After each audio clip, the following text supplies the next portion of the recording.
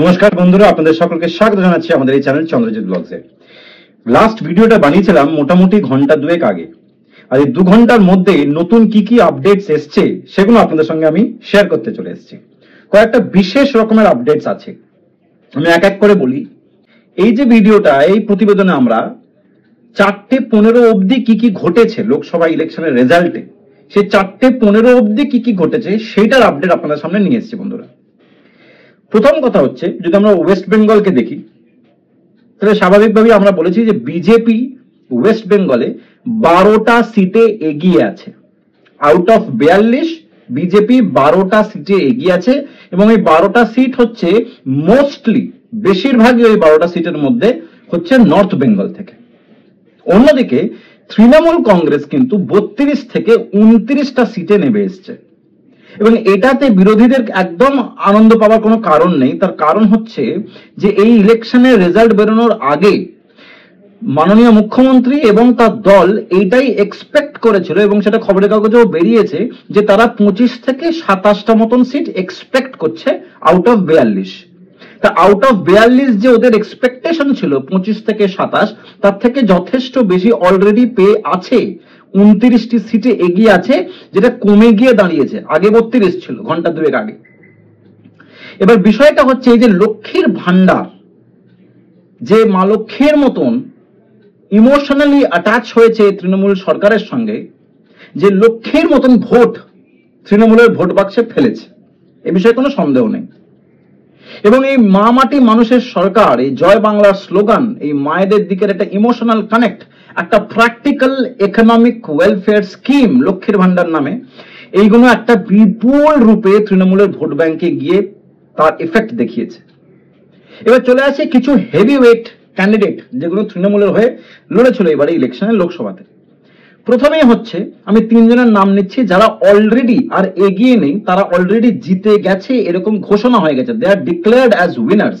1 নম্বর শত্রুঘ্ন সিনহা, তিনি আসানসোল থেকে দাঁড়িয়েছিলেন, এবং আসানসোলে 4:15 নাগাদ অবধি, মানে 4:15 অবধি আসানসোলে উনি লিড করছিলেন 60,694 ভোটে। 60,694 ভোটসে শত্রুঘ্ন সিনহা আসানসোল থেকে এগিয়েছিলেন, এবং রিসেন্টলি মানে কিছুক্ষণ আগেই উনি জয়ী হিসেবে ঘোষিত হয়েছেন, জয়ী হিসেবে ডিক্লেয়ার হয়েছেন। দ্বিতীয় যিনি ব্যক্তি তৃণমূলের, যিনি অলরেডি জয়ী হয়ে ডিক্লেয়ার হয়েছেন, তিনি হচ্ছেন ইউসুফ পাঠান। ইউসুফ পাঠান বহরমপুরে ইউসুফ পাঠান 42,089 ভোটে জিতেছেন বা এগিয়েছিলেন, এখন জিতে গেছেন।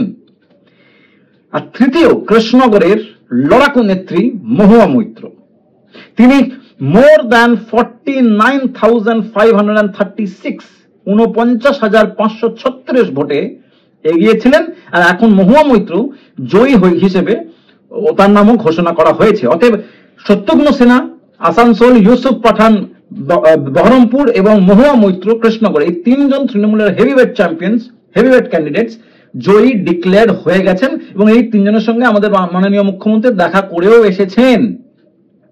এবার চলে আসি নেক্সট কয়েকটা নাম, যেমন ধরুন ব্যারাকপুর কেন্দ্র, যেখানে অর্জুন সিং এর সঙ্গে হাড্ডাহাড্ডি লড়াই ছিল। তিনি একবার বিজেপিতে ছিলেন, তারপর আবার তৃণমূলে এলেন, আবার সিট দিল না, তাই জন্য আবার মানে নমিনেশন করতে দিল না, তার নাম দিল না, ওই জন্য টিকিট পেল না বলে আবার বিজেপিতে গেল।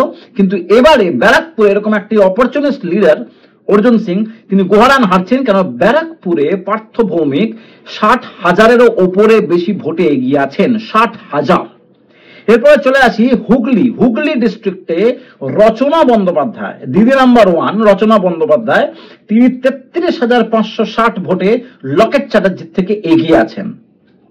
নেক্সট আমি বলছি দেব দ্য গ্রেট, প্রচুর পরিমাণে ওনাকে নিয়ে সমালোচনা করেছে সবাই, আমিও একটা পার্ট তার মধ্যে, কেন সেই সময় এরকম ধরনের তথ্য আসছিল। কিন্তু ঘাটালের মানুষ বন্ধুরা, ঘাটালের মানুষ শুভেন্দু অধিকারী কথাকে তোয়াক্কা না করে, হিরণকে ভোট না দিয়ে ঘাটালে দেবকে ওরা আবার চান সাংসদ হিসেবে।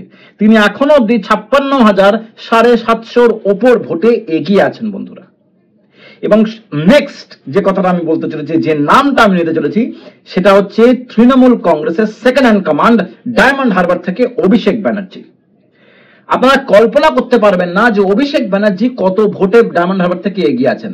আমি এই অভিষেক ব্যানার্জির কথাটা নরেন্দ্র মোদীর যে বেনারসে উনি লড়ছেন এবং ওখানে উনি যা ভোটের যে লিডটা উনি নিয়ে আছেন, যদি আমি নরেন্দ্র মোদীর মার্জিনটা আর অভিষেক বন্দ্যোপাধ্যায়ের মার্জিনটাকে কম্পেয়ার করি, নরেন্দ্র মোদী বেনারস লোকসভা থেকে যতগুলো ভোটে এগিয়ে আছেন আর অভিষেক বন্দ্যোপাধ্যায় ডায়মন্ড হারবারের লোকসভা থেকে যতগুলো ভোটে এগিয়ে আছেন তাদের মধ্যে একটা বিস্তর ফারাক আছে।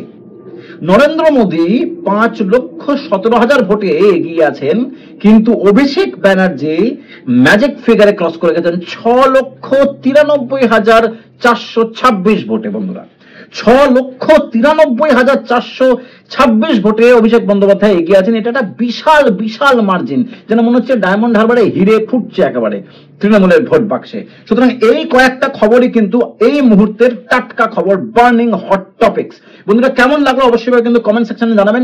দেখা হচ্ছে একটা নতুন প্রতিবেদন, একটা নতুন টপিক নিয়ে। সঙ্গে থাকুন, আর যদি নতুন এসে থাকেন অবশ্যই কিন্তু চ্যানেলটাকে লাইক, শেয়ার এবং সাবস্ক্রাইব করতে ভুলবেন না। নমস্কার।